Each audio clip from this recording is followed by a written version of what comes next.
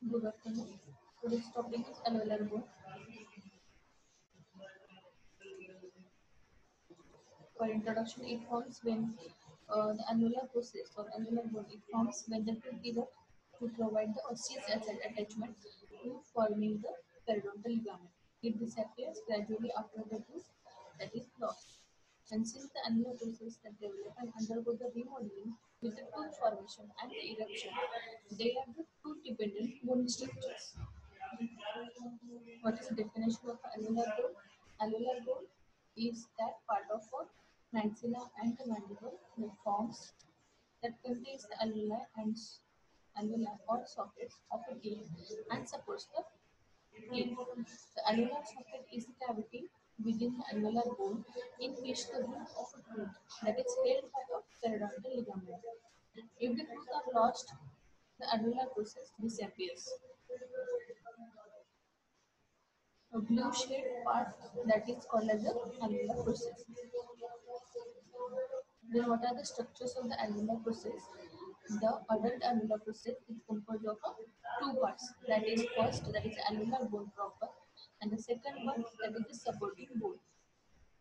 The alveolar bone proper. The alveolar bone proper, it is a thin layer of a bone that surrounds the root and gives the attachment to the principal periodontal fibers. It is formed or perforated by a Newman's spinal foramina, that is Wolfman's canals, that carry the blood vessels and the nerves into the periodontal ligament, and that is why it is called as a lubriform plate.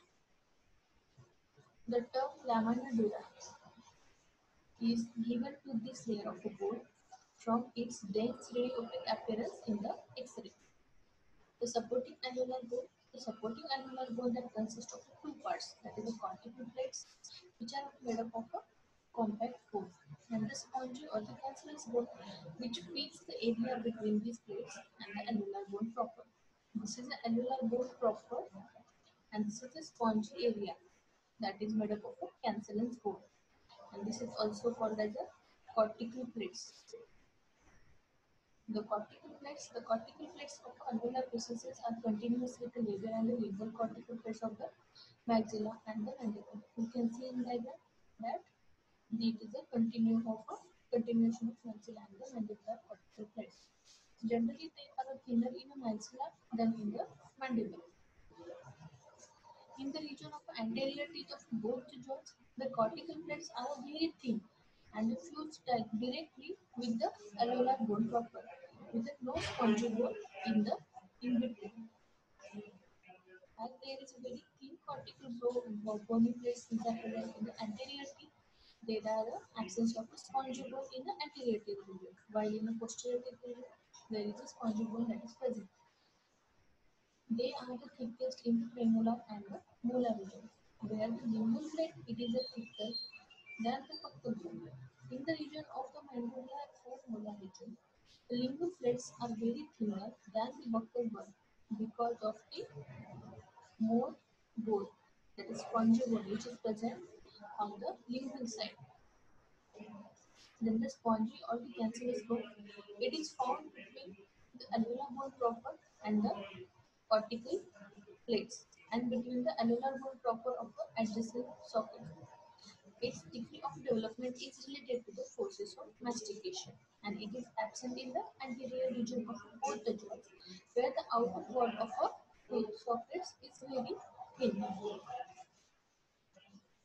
The cancellous bone it is very sensitive to the variation in the functional process. The increase in the functional process the creation formation of a new dense bone. Decrease in the function the creation decrease in the formula of the bone.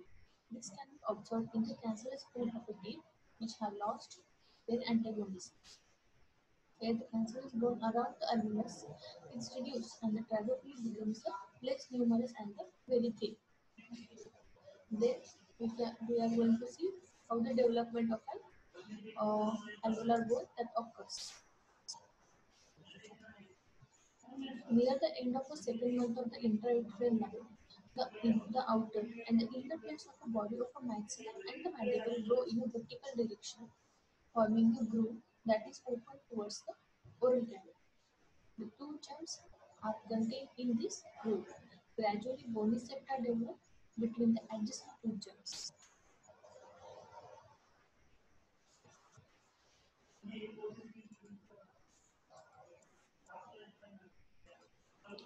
The actual process formation is associated with the root formation and the eruption process. With the root formation, the barnacle is transformed into the socket. In the fetal life, the alveolar bone is formed like the rest of the skeleton of a organ bone. The motor cells and the intercellular matrix of the alveolar bone.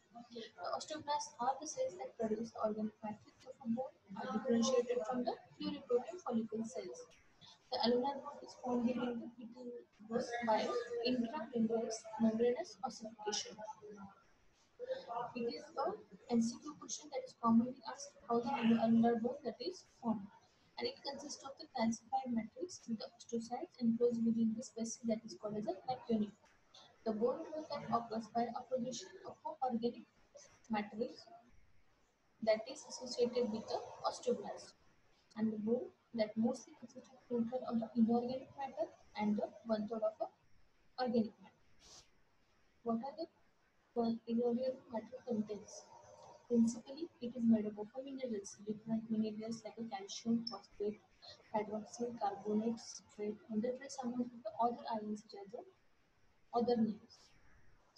Then, organic matrix that consists mainly of a collagen type 1 plus the non-collagenous proteins such as osteocalcin, bone morphogenic protein, and the phosphoproteins. And it is mostly related with the proteolysis. Proteolysis it is nothing but a breakdown of proteins. Then remodeling of alveolar bone.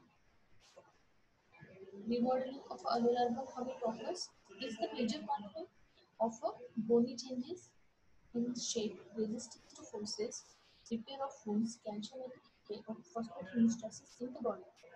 The coupling, it is an most important word in the remodeling. Coupling, it is nothing but a interdependency of a bone formation and the bone resorption within the process of remodeling.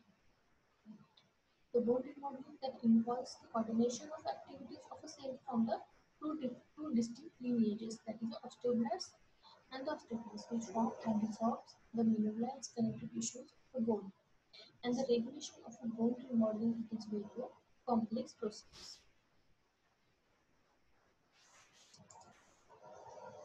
Then, what is the pathway for the remodeling of a bone? The pH changes causes the osteoblasts to release the interleukin 1 and 6, monocyte migration at bone area, the secretion of a leukemia inhibiting factor, then monocytes that forms into that coalesce to form the multinuclear osteoclast, resorb bone that is releasing calcium ions from the osteohydrosis appetite into the blood and normalizes the blood level of a calcium.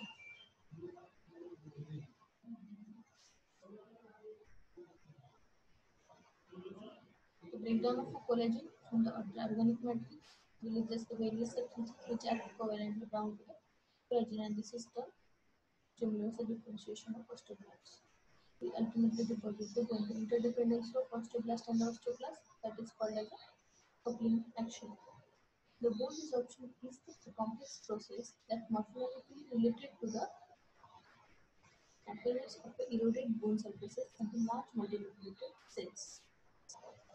The technique describes the sequence of events in the resorptive process as follows. The attachment of a osteoblast to the mineralized surface of a bone that it occurs firstly, then it creates a sealed acidic environment through the action of a proton pump which demineralizes the bone and exposes the organic matrix. Then degradation of exposed organic matrix to its constituent amino acid through the action of release enzyme that is such as called as the acid phosphatase. Then it leads to the sequestering of mineral ions and the amino acids. Then socket wall. The socket wall that consists of a dense laminar bone, some of which is arranged in Herbaceous systems, and the bundle bone. Bundle bone is a bone adjacent to the periodontal ligament that contains a great number of sharpest fibers. It is characterized by thin lamellae arranged in the layers parallel to the root. while intervening the opposition lines. But the point that is localized within the alveolar bone.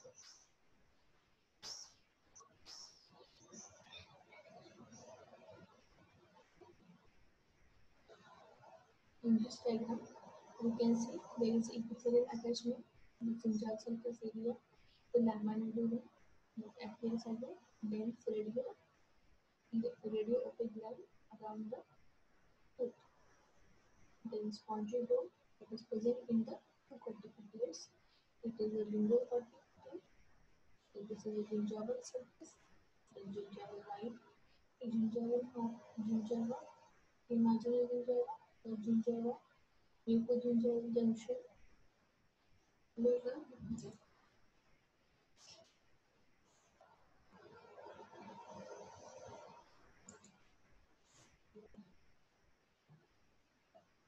The term bundle was chosen because the bundles of principal fibers containing in the bone as the sharpest fibers. The cancellous bone that is found predominantly in the radicular and the interdental spaces and in limited amount facially and in bone, except in the palate. In the adult human, more cancellous bone exists in the maxilla than in the mandible. What is the interdental septum? The interdental septum consists of the cancellous bone that is bonded by the socket bone with plates of approximating teeth and facial and the lingual corticoids. If the roots are too close together and an irregular window that can appear in between two adjacent roots. The distance between test of the alveolar bone and the center increases with the age. The interdental septum that normally represents a 3 to the border that is adjacent to the periodontal ligament that is called the lamina dura. This appears as a continuous white line, but in reality it is perforated by the blood vessels, lymphatic and the nerves. It passes between the periodontal ligament and the bone. Because the lamina dura that represents the bone surface lining the root socket, the shape and the position of the root, and the changes in the angulations of an X-ray beam that produce the considerable variation in its appearance.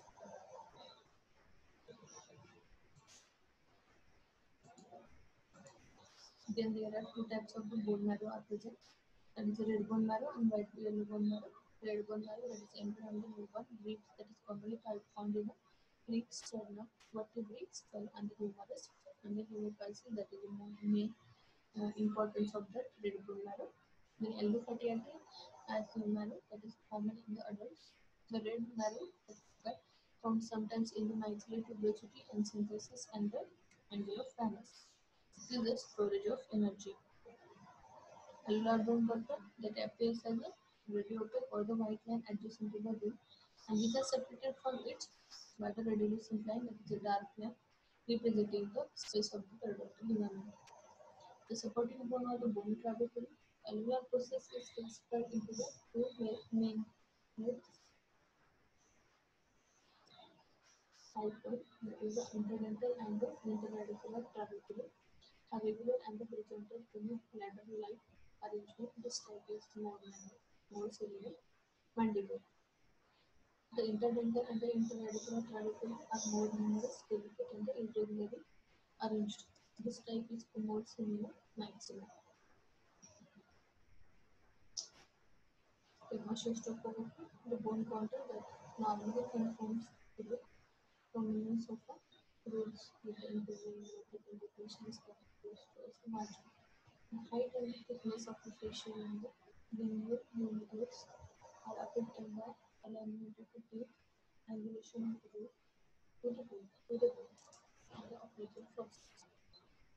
The bone margin it is thin to wide ridge and represents an accentuated point in the direction of its. On the teeth, in the working region, the margins of the labial bone is located halfway down of the upper line.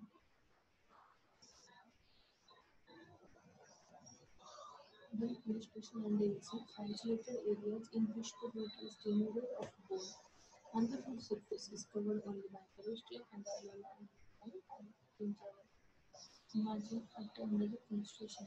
In this area, the marginal bone is intact, when the denuded areas extend through the marginal bone, the defect is called as a dehiscence. They occur more often on the facial bone than on the lingual bone. The more common on the anterior teeth or are found on equally bilateral bone. The predisposing factors are the prominent root contours, malposition, labial protrusion, the root combined with the thin bony neck. That is the here we can see a dehiscence. That is the area that is covered only by the periosteum and the fenestration. We can see a properly window opening into the bone surface, bone that is alveolar